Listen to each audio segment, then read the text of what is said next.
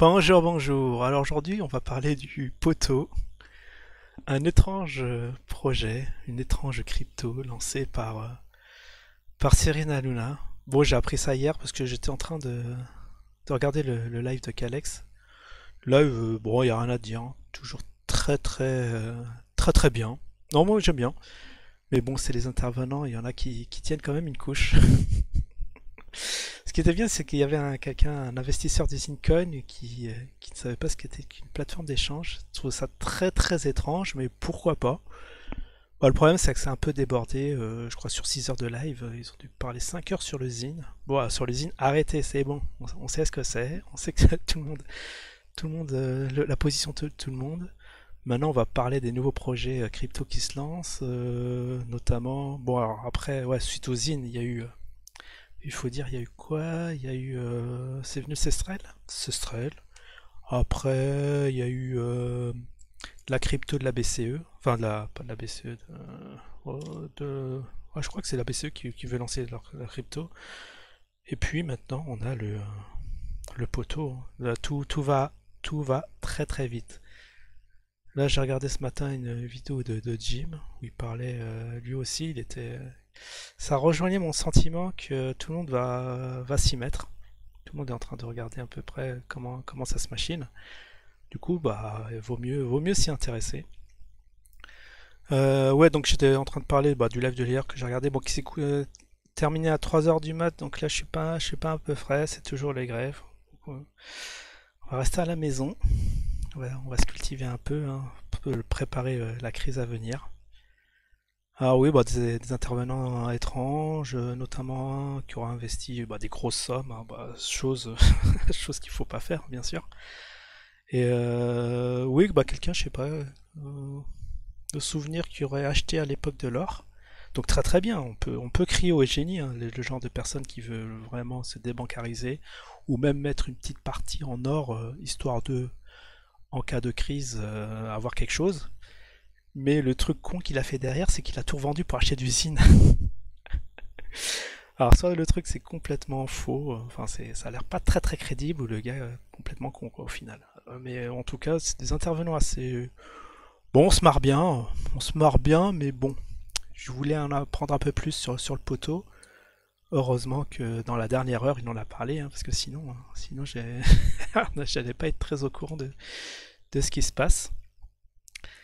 Donc, apparemment, bon, dans l'équipe, bon, il y a un nom qui a été cité, c'est Rayad Boulanoir.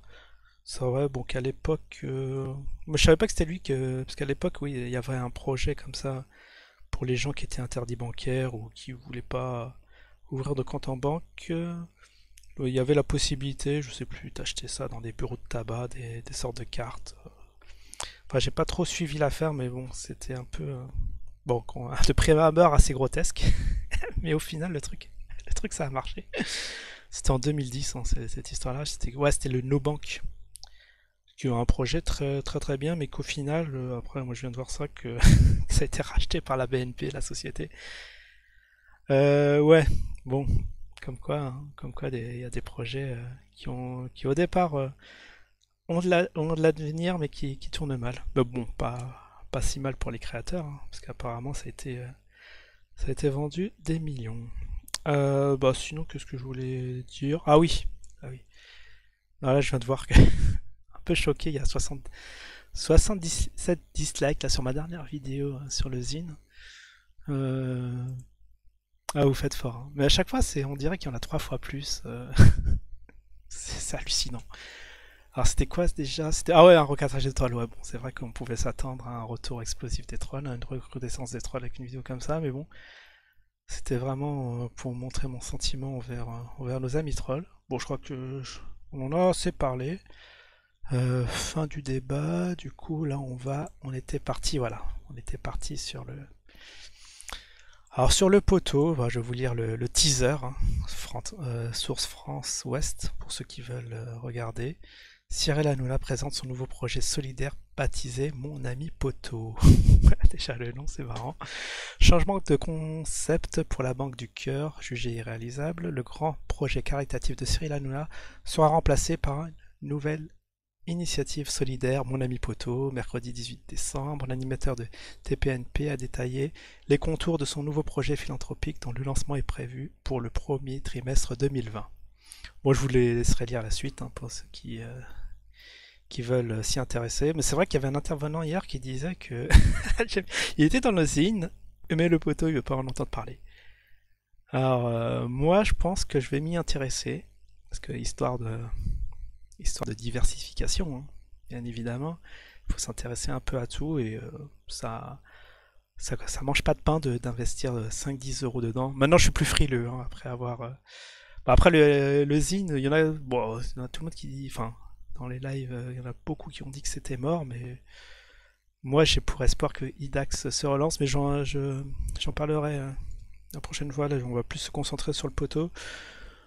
Pourquoi pas? Pourquoi pas? Je vais suivre le dossier de près aussi. S'il y a moyen d'acheter après, je sais pas s'ils vont être sur les marchés. Est-ce que ça va être lancé par des grands groupes? Ça va être lancé par les grands groupes? Je ne sais pas. Mais en tout cas, là, c'est vrai j'ai lu l'article, on en sait très très peu et il y a presque personne qui a fait des vidéos dessus. Bah si, bah justement, il y a eu Jim qui l'a un peu démonté, mais moi je pense que c'est un truc. En plus, le truc qui est derrière, ça peut être bien. En plus, c'est français.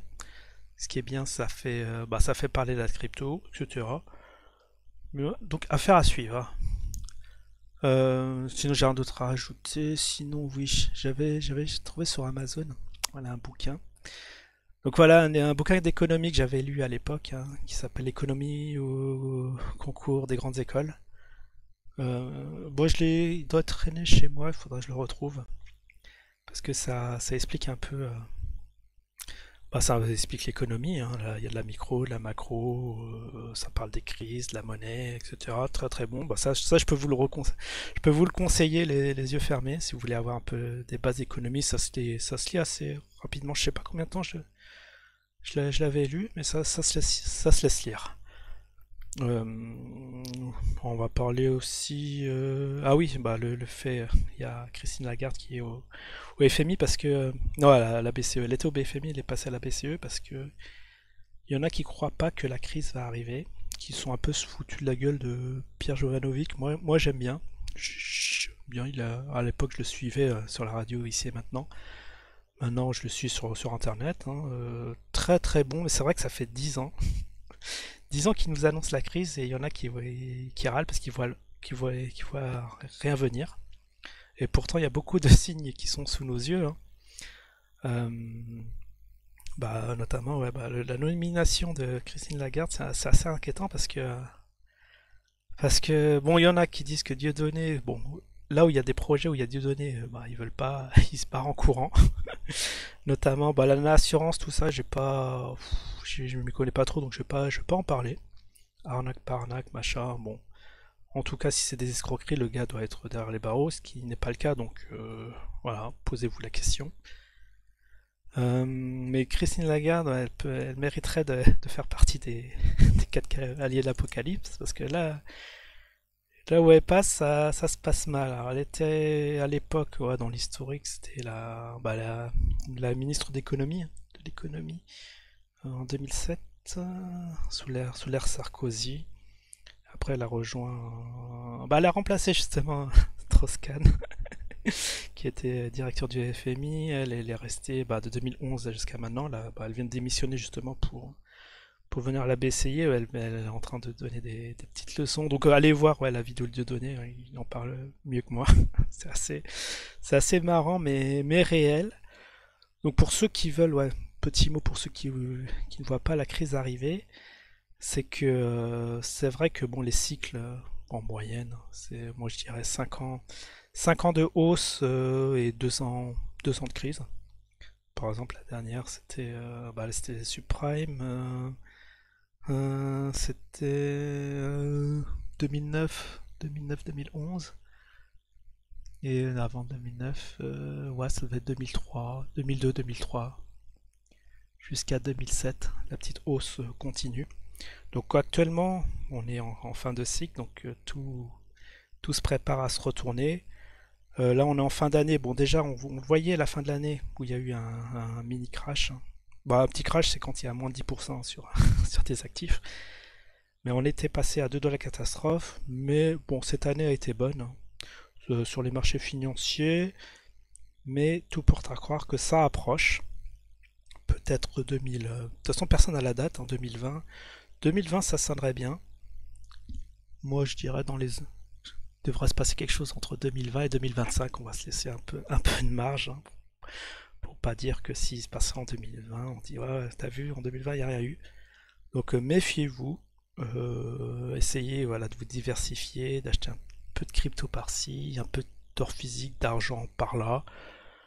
Euh, et que, bon, ceux qui se moquent de ceux qui ont peur de l'avenir, hein, parce que, bien sûr, actuellement, on voit rien, tout se passe bien.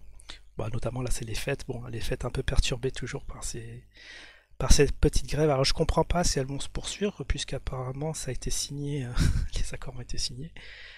Enfin, la loi a été passée. Bon, je comprends plus rien de ce qui se passe, mais en tout cas, restez prudents. Et bon, intéressez-vous à peu près à tout ce qui sort de nouveau, parce que là, tout est en train d'aller très vite. Allez, je vous dis à la prochaine. Ciao tout le monde.